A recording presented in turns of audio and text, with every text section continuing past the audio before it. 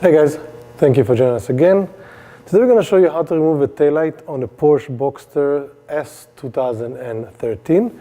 In this case we have needed to remove the taillight to access the bolts under it so we can remove the bumper for the parking sensor and blind spot detection system we have installed.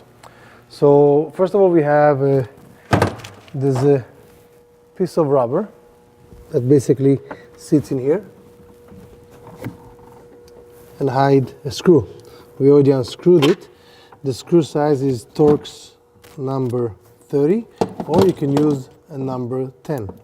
Again, the cover sits like this in here. You take it out, you see the screw.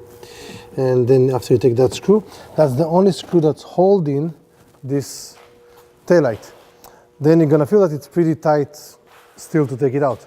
The reason it's tight, there is a clips in here, and also it slides in here. So the easiest way that we found is with a plastic popper. Be careful not to be something sharp. So if you put it here or here, it won't work because it has to go straight out. So we're gonna put it in here and very gently, we're gonna pop it out. And you can hear the pop, it comes out. And we can immediately, we're gonna unplug it.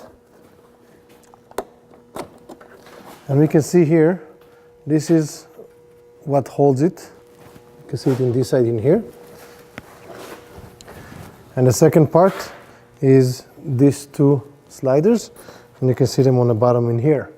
So this one has to slide in, this one locks in, and that's what's holding the taillight. So one screw and everything else is just pull out, but very gently. Again, I recommend to use plastic tools. Pull it out, and it will come out. To remove the bumper itself, you can check our next video. And you can see where is all the screws and how the bumper can be removed. Thank you for joining us. Subscribe to our channel, and we'll see you next time. Have a great day.